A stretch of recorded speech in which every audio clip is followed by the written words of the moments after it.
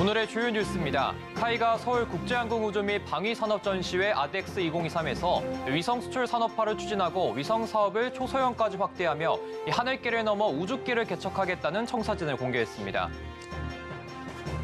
카카오의 주가가 4만 원이 붕괴되며 신저가를 갱신했습니다. 경영진 사법 리스크의 여파로 카카오그룹주 전체가 휘청이며 개인 투자자들의 원성이 높아지고 있습니다. 세트리온그룹 3사 합병을 위한 임시주주총회가 다음 주에 개최됩니다. 합병 가능성이 높게 점쳐지지만 주식 매수 청구권 행사 규모가 예상보다 클 수 있다는 분석이 나오며 소액 주주들의 행보에 관심이 쏠리고 있습니다. 금융업계의 PF 부실화 가능성과 지방주택시장 침체 장기화로 인해 건설사들의 유동성 리스크가 재점화되고 있는 모습입니다. 관련 내용은 이슈플러스에서 자세히 짚어보겠습니다.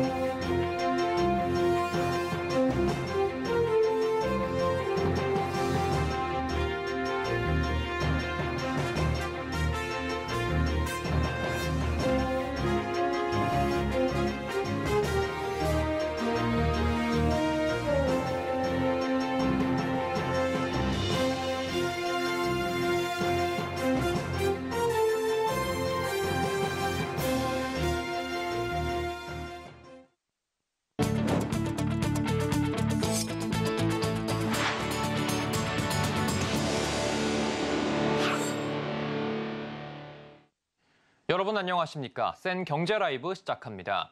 코스피가 오늘 전거래일보다 1.6% 하락해 약 7개월 만에 2,400선을 내줬습니다. 이날 코스피는 전장보다 40.80포인트 내린 2,375로 마감했습니다. 코스피가 2,400선을 내준 건 지난 3월 21일 이후 약 7개월 만입니다. 코스닥 지수는 전거래일보다 14.79포인트 내린 769.25로 장을 마쳤습니다. 한국항공우주산업 카이가 역대 최대 규모로 열린 서울국제항공우주 및 방위산업전시회 아덱스 2023에서 하늘길을 넘어 우주길을 개척하겠다는 포부를 밝혔습니다. 위성 수출 산업화를 추진하고 기존 중대형 위성 사업을 초소형까지 확대한다는 계획인데요. 현장에 김효진 기자입니다. 차세대 중형 위성과 초소형 위성이 나란히 전시돼 있습니다. 지난 5월 발사된 한국형 발사체 누리호 모형도 눈길을 끕니다. 아덱스 2023에 차린 카이 전시장의 우주존. 지난해 설립된 위성 활용 서비스 전문 업체 메이사 플래닛의 위성 영상 분석 플랫폼도 처음 공개됐습니다. 실제 크기로 제작된 카이의 초소형 사 위성입니다. 기존의 중대형 위성과 달리 레이더를 활용해 기상 상황에 관계없이 정밀하게 관측할 수 있습니다. 카이는 빠르게 변화하고 있는 글로벌 항공 우주 기술에 대응하기 위해 미래형 뉴 에어로스페이스 플랫폼 개발을 통해 제2의 성장을 계획하고 있습니다. 현재는 초소형 위성 사업까지 참여하여 다양한 플랫폼을 확보함으로써 향후 수출 산업화를 추진하려고 계획하고 있습니다. 또한 기존에 참여했던 발사체 사업을 통해서 미래형 우주 모빌리티 사업까지 사업을 확대할 계획으로 있습니다. 카이는 유무인 복합체계를 적용한 6세대 전투기, 차세대 중형 수송기, 차세대 기동 헬기 등 미래 전작의 핵심이 될 초연결 항공 전투체계 개발을 추진하고 있습니다. 향후 글로벌 항공 우주 시장의 차세대 모빌리티로 주목받고 있는 민군 겸용 미래형 항공기체 개발을 위해 핵심 기술인 전기 분산 추진 시스템, 풀옵, 로터 최적 형상 설계도 선행 연구 중입니다. 2050년 매출 40조 원, 세계 7위 항공 우주 기업으로 성장을 목표로 비상하고 있는 카이. 4차 산업혁명 기반의 미래 소프트웨어 기술을 통해 글로벌 항공 우주 산업을 이끌겠다는 포부입니다. 서울경제TV 김효진입니다. 카카오의 주가가 고점 대비 4분의 1 토막이 났습니다. 경영진의 검찰 구속이 확정되며 여지는 계열사까지 확대되고 있는데요. 카카오 그룹주 전체가 휘청이며 개인 투자자들의 한숨은 깊어지고 있습니다. 김혜영 기자입니다. 카카오의 주가가 4만 원이 붕괴됐습니다. 사법 리스크에 발목이 잡히며 신저가로 곤두박질 쳤습니다. SM엔터테인먼트 경영권 분쟁 과정에서 주가 조작 의혹이 제기되면서 배재영 카카오 투자총괄 대표는 구속이 됐고 검찰의 칼끝은 이제 김범수 전 카카오 이사회 의장에게 향해 있습니다. 카카오가 경쟁 상대였던 하이브를 방해하려고 SM엔터테인먼트의 주가를 일부러 끌어올렸다는 겁니다. 여지는 계열사까지 이어지고 있습니다. 카카오가 유죄 판결을 받을 경우 카카오뱅크의 대주주 자리를 잃을 위험이 있습니다. 현행 인터넷은행 특례법에 따르면 산업자본이 인터넷은행의 지분 10%를 초과 보유하려면 최근 5년간 공정거래법 등 벌금형 이상의 처벌을 받은 사실이 없어야 합니다. 이에 오늘장 카카오뱅크는 5.01% 하락한 21,800원에 장을 마쳤습니다. 이와 함께 카카오페이와 카카오게임즈도 줄줄이 하락했습니다. 카카오의 주가는 고점 대비 4분의 1 토막이 났습니다. 카카오페이와 카카오게임즈, 카카오뱅크 등도 마찬가지입니다. 200만 개인 투자자들의 시름은 깊어지고 있습니다. 경영진의 도덕적 해이부터 사법 리스크 현실화, 실적 부진까지 내후 외환이 깊어지고 있는 카카오를 향한 증권가의 시각은 어둡습니다. 증권가는 카카오 그룹주를 둘러싼 다양한 악재 속 단기 주가 반등을 모색하긴 힘들 것으로 전망하고 있습니다. 서울경제TV 김혜영입니다. 셀트리온 그룹의 오랜 수건인 3사 합병이 목전에 다가왔습니다. 다음 주에 합병을 위한 임시 주주총회가 열리는데요. 하지만 소액주주의 주식 매수 청구권 행사 규모가 예상보다 클 수 있다는 분석이 나오면서 이 합병 성사까지 가는 길이 쉽지 않을 전망입니다. 서지은 기자입니다. 셀트리온과 셀트리온 헬스케어 합병을 위한 임시주주총회가 임박한 가운데 소액주주의 행보에 관심이 쏠리고 있습니다. 오는 23일 임시주주총회가 열리며 합병 기일은 연내를 목표로 하고 있습니다. 합병 기일은 23년 12월 28일을 목표로 하고 있고요. 합병 신주 상장은 24년 1월 12일을 목표로 하고 있습니다. 국내외 의결권 자문사들은 셀트리온과 셀트리온 헬스케어 합병이 성사될 가능성이 높다고 보고 있지만 관건은 주식 매수 청구권 행사 규모입니다. 주식 매수 청구권이란 주주의 이익에 중대한 영향을 미치는 안건이 주총에서 결의된 경우 주주가 자신의 주식을 공정한 가격에 되사줄 것을 회사에 청구할 수 있는 권리입니다. 주식 매수 청구권 행사 규모가 셀트리온 그룹의 수용 가능 금액을 넘어선다면 합병이 무산될 가능성도 있습니다.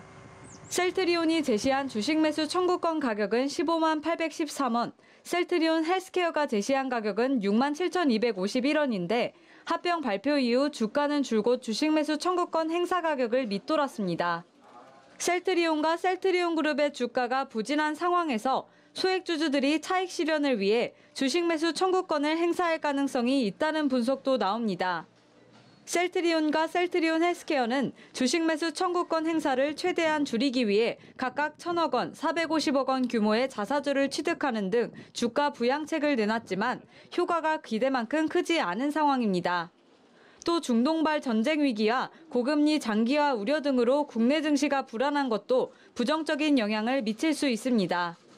한편 셀트리온 그룹은 주식 매수 청구권 한도로 1조 원 이상의 자금 확보가 가능하다고 밝힌 바 있습니다. 서울경제TV 서지은입니다.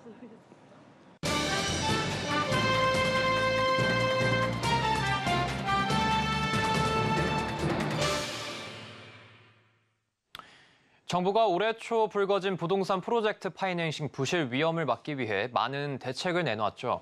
그런데 최근 건설사들이 유동성 대응력이 약해지면서 PF 리스크가 다시 고개를 드는 분위기라고 합니다. 이와 관련된 내용들 서청석 기자와 이야기 나눠보도록 하겠습니다. 안녕하십니까? 네, 안녕하세요. 네, 서청석 기자님. 최근 부동산 EPF로 인해서 건설사 유동성 리스크 문제가 다시 재점화가 좀 되고 있는데 어떤 이유일까요? 네, 최근 금융업계의 PF 부실 가능성과 지방 주택시장 침체 장기화로 인해서 PF 우발 채무와 중견건설사들의 유동성 리스크에 대한 우려가 확산하고 있는 건데요. 수도권 중심의 주택시장 반등과 금융시장 일부 회복에도 지방 현장의 미분양 위험은 계속되고 있고 건설사들의 PF 우발 채무 규모 역시 증가세가 지속되고 있습니다. 때문에 사업가 재무적 대응력이 부족한 중견건설사에 대해서 불확실성이 커지고 있는 겁니다. 특히 최근 대주단 협약을 포함한 정부의 정상화 노력에도 불구하고 금융권 부동산 PF 대출 연체율이 지속적으로 상승하는 등 중소형 증권사와 캐피탈, 저축은행을 중심으로 부동산 PF 시장 내 잠재적 위험성도 공존하고 있는 겁니다. 이런 부분에서 건설사들은 유동성 대응에 상당한 부담을 느끼고 있는 겁니다. 네, 그렇다면 현재 이 주요 건설사들의 PF 보증 규모 상황은 좀 어떻습니까? 네, 주택개발 사업 확대와 더불어 증가한 건설사들의 PF 우발 채무는 2017년부터 2023년까지 계속해서 증가하고 있는데요. 2023년 6월 말 기준 한국신용평가 유효 등급을 보유한 건설사 중 PF 보증이 존재하는 15개의 합산 금액은 전체 27조 7천억 원 수준입니다. 이 중 도급 사업 규모는 19조 1천억 원입니다. 이게 이 대형 건설사들도 그렇게 조금 이 상황이 안 좋다 보면은 중견 건설사들은 더욱 상황이 좀 안 좋을 것 같은데 중견 건설사들의 상황은 좀 어떻습니까? 네, 말씀해 주신 대로 중견 건설사들의 상황이 더 좋지 않습니다. 대형 건설사보다 상대적으로 재무 구조나 자본력이 취약한 중견 건설사가 유동성에서 불확실성이 더 큰 건데요. 실제 2022년 이후 공사 원가 상승에 따른 수익성 저하 그리고 지방의 미분양으로 인한 공사대금 회수 지연 등으로 인해서 현금 흐름이 상당히 저하된 상태입니다.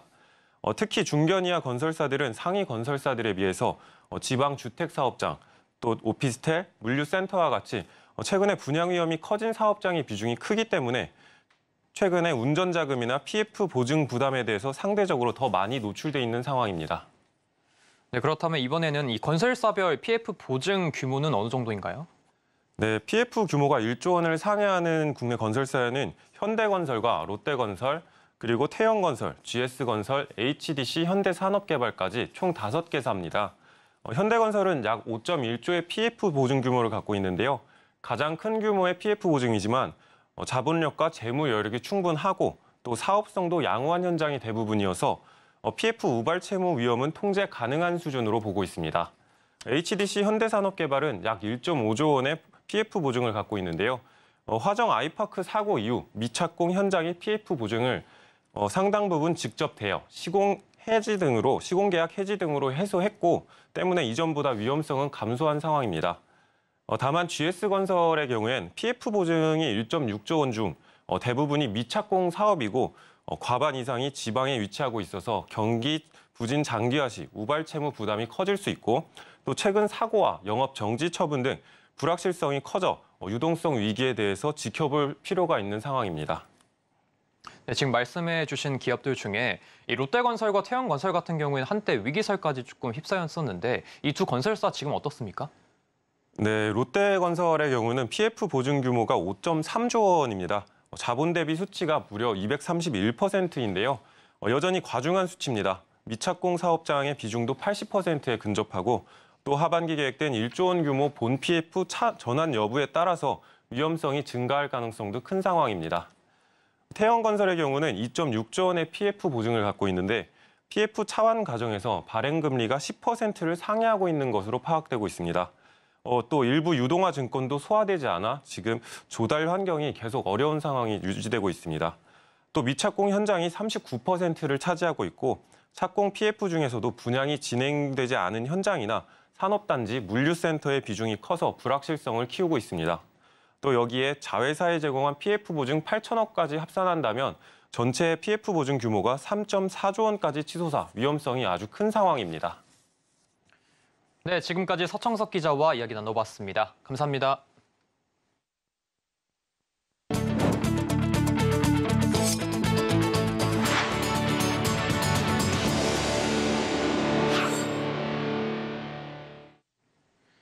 공공분양주택인 뉴홈의 3차 사전 청약 경쟁률이 18.6대 1을 기록했습니다. 국토교통부는 오늘 서울 마곡과 하남 교산, 구리 갈매 역세권 등 총 3,295호에 대한 사전 청약에 6만 1,380명이 접수했다고 밝혔습니다. 지역별로 살펴보면 서울 마곡이 69.4대 1로 가장 높았고 하남 교산 48대 1, 구리 갈매 역세권 26.3대 1로 나타났습니다. 유형별로 살펴보면 나눔형이 37.9대 1, 선택형 7.4대 1, 일반형 8.9대 1을 기록했으며 나눔형 중에서는 청년 특별공급이 91.1대 1로 가장 높은 경쟁률을 보였습니다. 은행권을 대표하는 은행연합회장 선출 절차가 이달 말 본격화됩니다. 민간 출신의 쟁쟁한 인사들이 하마평에 오르고 있는데요.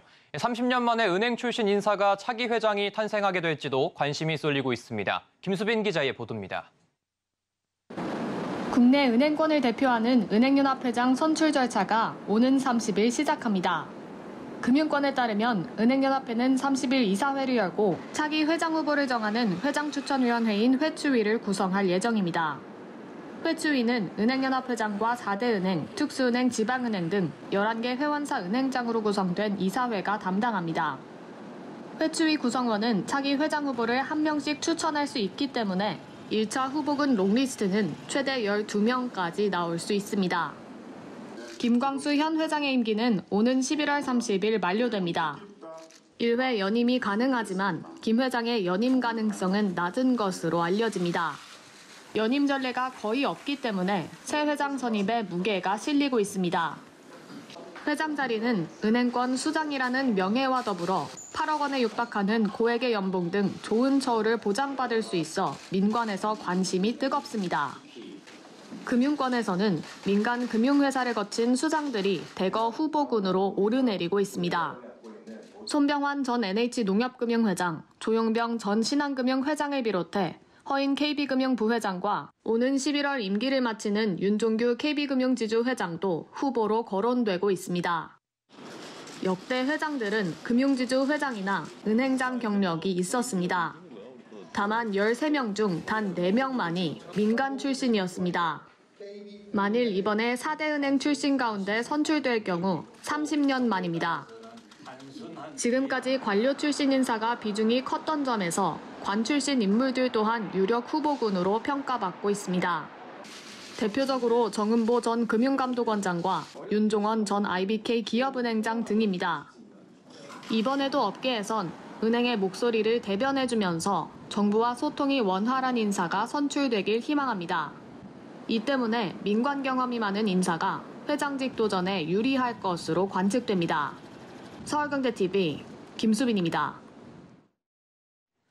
삼성전자가 새로운 S펜을 국내에 출시했습니다. 기울기와 펜에 가해지는 압력으로 두께를 조절할 수 있어 편리함을 더했는데요. 윤혜림 기자가 직접 써봤습니다. 그림을 그리다가 필기를 하니 펜의 두께가 얇게 조절됩니다. 별도의 충전 없이도 사용이 가능해 휴대성 또한 높였습니다. 삼성전자가 새롭게 출시한 S펜 크리에이터 에디션입니다. 최근 개인 콘텐츠 제작, 모바일 기기를 통한 작품 활동 등이 많아진 만큼 프리미엄 S펜을 필요로 하는 소비자들을 겨냥한 겁니다. 이번 S펜은 갤럭시 S 울트라, 갤럭시 노트, 갤럭시 탭, 갤럭시 북 제품군과 모두 호환됩니다. 특히 드로잉에 최적화된 만큼 기존 50도에서 60도로 향상된 기울기 감도와 4096단계의 필압을 지원해 세밀한 표현이 가능해졌습니다. 실제로 써보니 획을 그을 때 필압에 따라 굵기가 쉽게 변하고 펜의 팁 교환 없이도 다양한 두께로 쓸 수 있어 더 편리해졌습니다.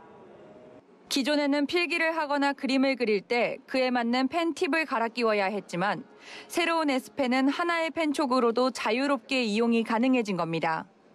무게는 10.6g, 펜팁 두께는 3.46mm.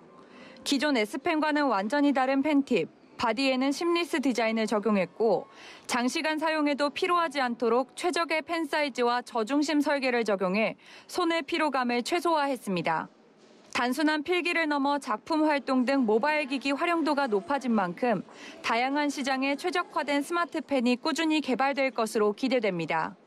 서울경제TV 윤혜림입니다.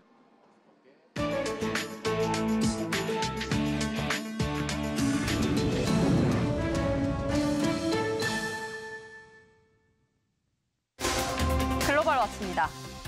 대만 전자제품 기업 폭스콘이 인공지능 반도체 기업 엔비디아와 자율주행 전기차를 위한 AI 공장을 건설합니다. 리양웨이 폭스콘 회장은 대만에서 열린 테크데이에서 잭슨 황 엔비디아 최고 경영자와 엔비디아 칩과 소프트웨어를 활용한 AI 데이터 공장을 구축하고 자율주행 전기차에 사용할 것이라고 밝혔습니다. 자율주행 전기차가 수집한 데이터가 AI 공장에 전달되고 AI 공장은 자율주행 전기차를 위한 소프트웨어를 개선하는 방식입니다. 엔비디아는 챗 GPT로 촉발된 세계적인 AI 붐으로 지난 6월 시가총액 $1조 기업 대열에 올랐습니다. 애플의 최대 협력업체인 폭스콘은 2020년 전기차 사업 진출을 선언한 뒤 2021년 8월 자체 전기차 모델 3종을 선보였습니다. 2027년까지 연간 300만 대의 전기차를 공급한다는 계획입니다. 제조 서비스 회사에서 플랫폼 솔루션 기업으로의 전환에 속도를 내는 모습입니다. 팔레스타인 가자 지구 주민에게 구호물품을 전달하기 위해 이집트 라파 국경 검문소가 내일 열릴 예정입니다. 라파 검문소는 이집트와 팔레스타인 가자 지구 경계선에 있어 가자 지구로 가는 유일한 통로입니다. 그동안 세계 각지에서 보낸 구호 물자는 라파 검문소 앞에서 발이 묶인 상태였습니다. 이스라엘과 이집트는 바이든 미국 대통령의 이스라엘 방문을 계기로 구호 물품을 실은 트럭 최대 20대를 통과시키는 데 합의했습니다. 바이든 대통령은 연설을 통해 무고한 팔레스타인 사람들과 하마스는 구분돼야 한다며 이스라엘이 분노에 휩싸여 미국이 9.11 테러 당시 벌였던 실수를 반복하지 말아야 한다고 강조했습니다. 지금까지 이스라엘과 하마스 간 전쟁으로 팔레스타인에서 약 3,800명, 이스라엘에선 1,400명이 숨지면서 양측 사망자가 5,000명을 넘었습니다. 태양광으로 움직이는 자동차가 북아프리카 사막에서 약 1,000km 주행에 성공했습니다. 사막 한가운데를 질주하는 스텔라 테라. 네덜란드의 한 대학 연구팀이 설계한 오프로드형 태양광 자동차입니다. 시속 135km를 달릴 수 있고 무게는 약 1,200kg에 불과한데요. 옥상 패널을 통해 태양 에너지를 흡수해 약 630km 이상을 달릴 수 있는 에너지를 저장합니다. 차량 내부를 보면 일반 차량과 달리 운전대도 가벼워 보입니다. 에너지 효율을 높이기 위해서인데요. 모빌리티 전문가인 마르텐 교수는 미래에는 태양광 자동차를 통해 에너지를 주고받을 수 있는 날이 올 것이라고 말했습니다. 유럽에서 또다시 테러로 인한 위협이 확산하고 있습니다. 벨기에 브뤼셀 도심 한복판에서 총격 테러가 발생해 스웨덴인 2명이 숨졌습니다. 브뤼셀 생크테르트 광장에 있는 건물 인근에서 범인이 스쿠터를 타고 달려와 최소 8차례 총격을 가했습니다. 범인은 튀니지 출신의 불법 체류자로 총격 직전 아랍어로 신은 위대하다를 외쳤고 다음 날 경찰에 사살됐습니다. 프랑스 전역에서도 공항에 폭탄 테러 위협이 가해지면서 공항이 폐쇄되고 보안 요원과 폭발물 처리 장비가 동원됐습니다. 이 같은 테러 위협에 유럽연합에서는 자유로운 이동을 보장하는 생겐 조약이 흔들리고 있습니다. 이탈리아는 생겐 조약 중단 의사를 밝혔고 유럽 내에서 불법 체류 이민자에 대한 강제 추방 조치를 강화해야 한다는 목소리가 커지고 있습니다. 이상 글로벌 와치였습니다.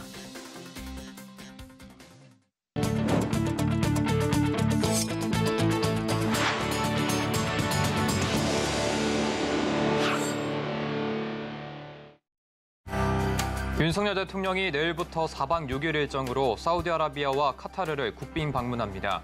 우리나라 대통령의 2개국 국빈 방문은 처음으로 원유 및 가스 수입의 협력 지평 확대 기대감이 커지고 있습니다. 국민연금 재정계산위원회가 초안 시나리오에 소득 대체율 향상 시나리오를 추가한 최종 보고서를 정부에 제출했습니다. 해당 보고서는 총 24개의 국민연금 시나리오가 포함됐습니다.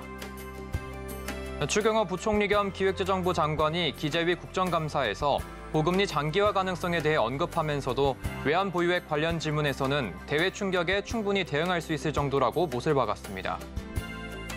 GS건설의 새로운 최고 경영자의 허창수 GS그룹 명예회장의 아들인 허윤홍 GS건설 미래혁신 대표가 내정됐습니다. GS건설은 새로운 인사의 배경으로 위기 극복과 새 도약을 강조했습니다.